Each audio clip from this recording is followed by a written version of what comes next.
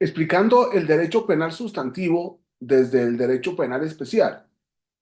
y en concreto la tipicidad de las conductas, y en concreto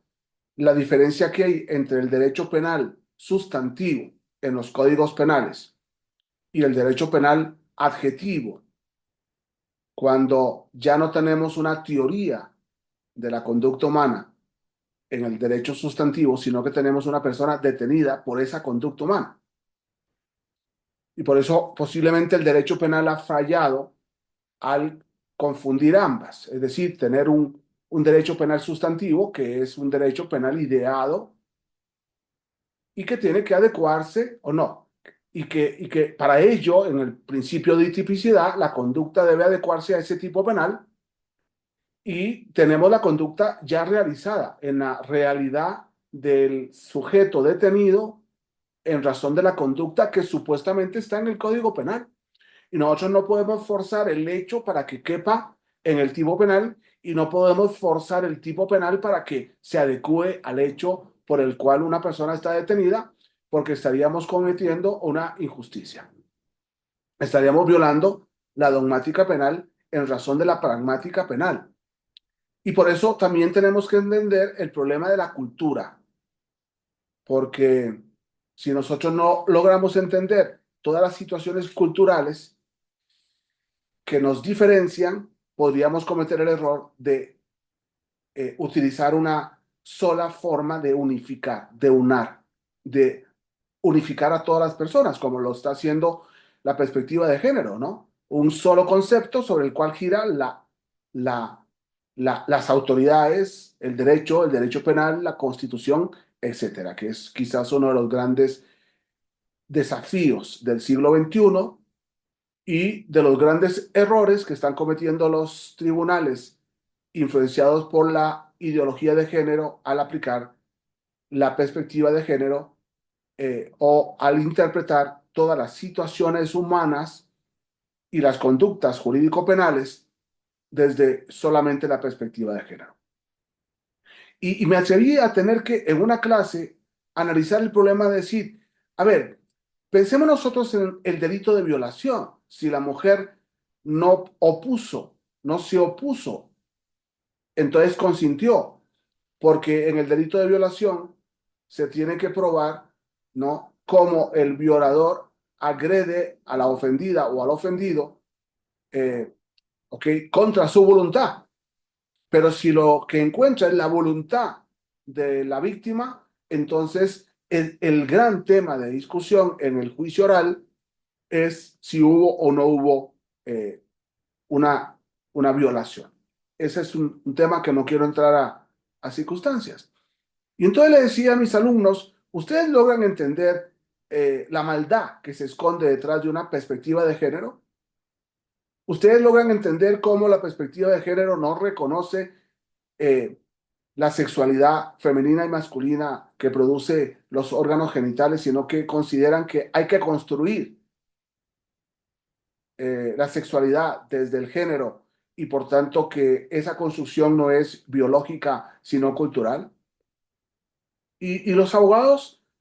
no lograban entender, ¿no?, la diferencia entre lo jurídico plasmado en la ley y en la Constitución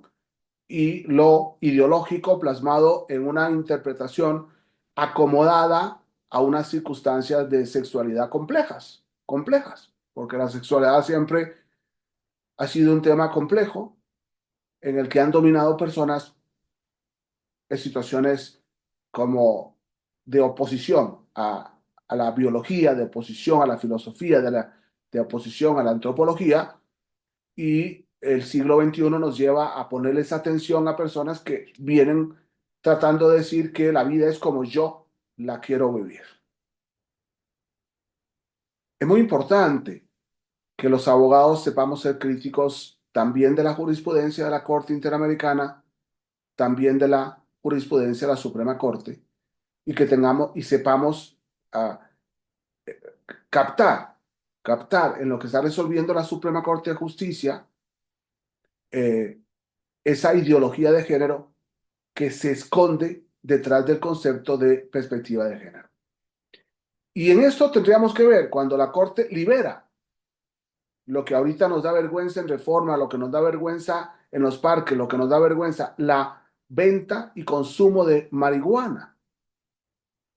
A mí me llama mucho la atención que no ha habido una reacción ni social ni jurídica con tanto consumo de marihuana. Se huele la marihuana en cualquier lugar que pasemos, en la Alameda, al salir de un metro. Que la Suprema Corte obligue a los eh, registros a registrar el cambio de sexo sin importar la edad de la persona que lo está solicitando, porque es un derecho humano.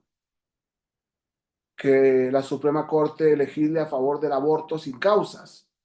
perdón, a favor del aborto, matando al hijo en el vientre de la propia madre. Que la Suprema Corte de Justicia legisle a favor de el divorcio sin causas, ahí, perdón, eh, y que está llevando más bien a que la peor ofendida del divorcio sin causas es la mujer. Y entonces termina siendo contradictorio una perspectiva de género que lleva a que sea el hombre el que haga tirada a la mujer cuando ya le estorba en la casa y ya no la soporta, y estamos tirando a las mujeres gracias a la jurisprudencia del divorcio incausado. Señores, la perspectiva de género no es una bondad de la Suprema Corte de Justicia. La Suprema Corte de Justicia ha hecho mucho daño a la moral mexicana, ha hecho mucho daño a la moral de la democracia mexicana, ha hecho mucho daño a la moral eh, del matrimonio, de las instituciones jurídicas, y poco a poco vamos encontrándonos un México en el que ya no se puedan hacer las cosas conforme a la ley y la Constitución, que es lo que veníamos haciendo, o en todo caso no discriminar conforme a las distintas categorías antropológicas, sino girar en torno a la sexualidad o girar en torno al género cultural, como dicen los ideólogos del sexo. Hay que ser más críticos porque podríamos perder nuestro país. Muchas gracias.